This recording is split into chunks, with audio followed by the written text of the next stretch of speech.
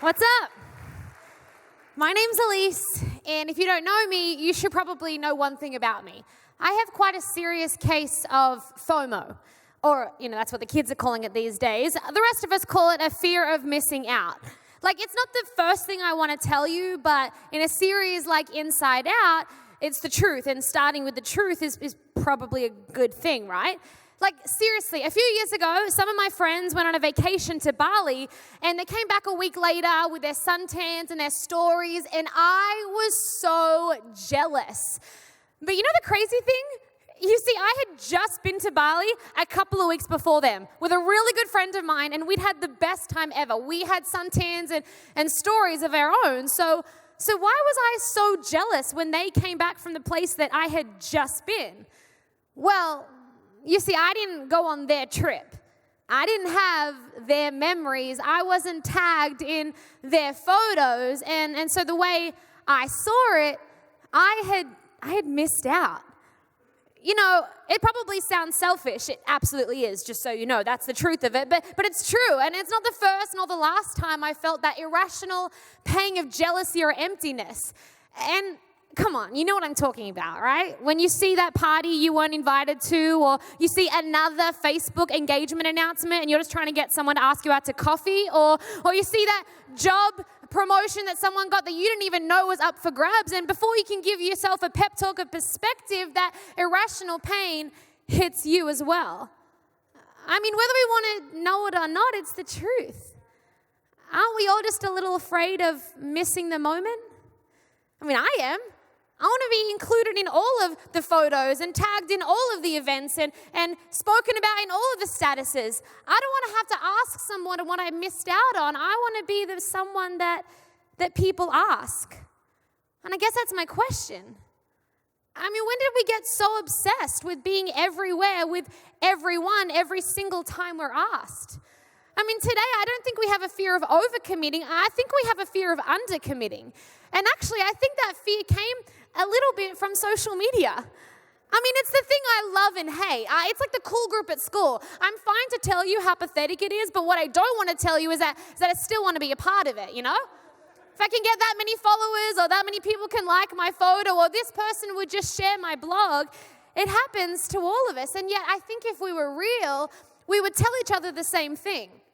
Now, this FOMO, this fear of missing out, is just a sign of something deeper going on the inside. And maybe that deeper thing is comparison. We all struggle with it. We all wish we didn't. We've all had moments of comparing ourselves with other people instead of accepting the person inside of us and looking to the one who created us.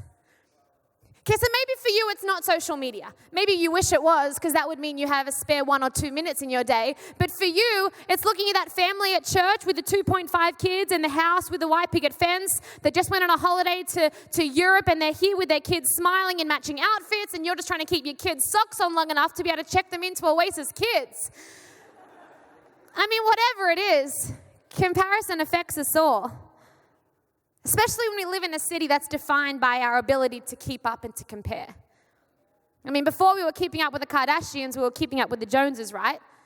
And yet the Bible warns us against both. And it says in 2 Corinthians 10 verse 12, but when they measure themselves with themselves and compare themselves with one another, they are without understanding and they behave unwisely. See, comparison doesn't just result in feelings of fear and frustration. Often it leads to decisions based on that. Decisions that we later come to regret.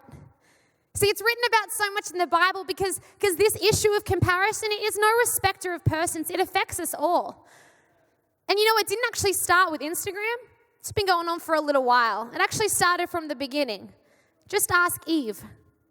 Because you see, in Genesis, God put Adam and Eve in the most beautiful garden in the world. He hooked them up. He answered and supplied every single one of their needs. They were pumped. They were so happy. Eve was so excited until she had another reason not to be.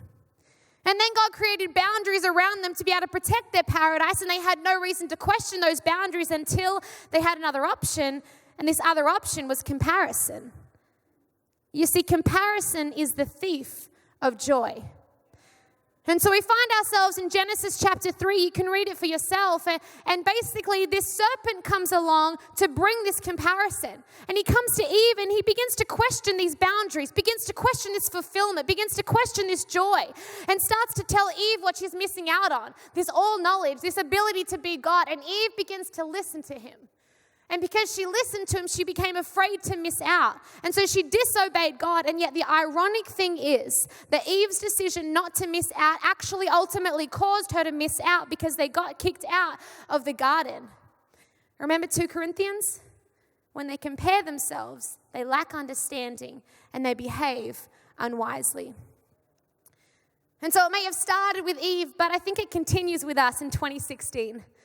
Different temptations, different technology, but same fear, same FOMO. And yet it doesn't have to be as it's always been. It doesn't have to result in us behaving unwisely. It does not even have to result in us with that feeling of jealousy and emptiness. Because here's what I'm realizing. Perhaps the more we commit our emotions to him, the less we need the emoticons. Perhaps the more we go to him with our feelings, the less our feelings are swayed by what other people have, say, or do. And hey, just for the record, there's nothing wrong with social media. Nothing wrong with blogs or likes or posts. I use it all the time and I love it. But today, I just want to encourage you that the person behind the post, and in case someone hasn't told you, that would be you, is created in the image of the master. We are his masterpiece. And so our validation doesn't come from a Valencia filter or Mayfair or Nashville or whatever your choice is. Our validation comes from heaven. So today, take a deep breath and understand that in 1 Peter 5, he has his hand on you and he will promote you at the right time. You can just relax and not have to keep up with the Joneses. Just get to know them. So today, can I encourage you? Be filter free. Just be free.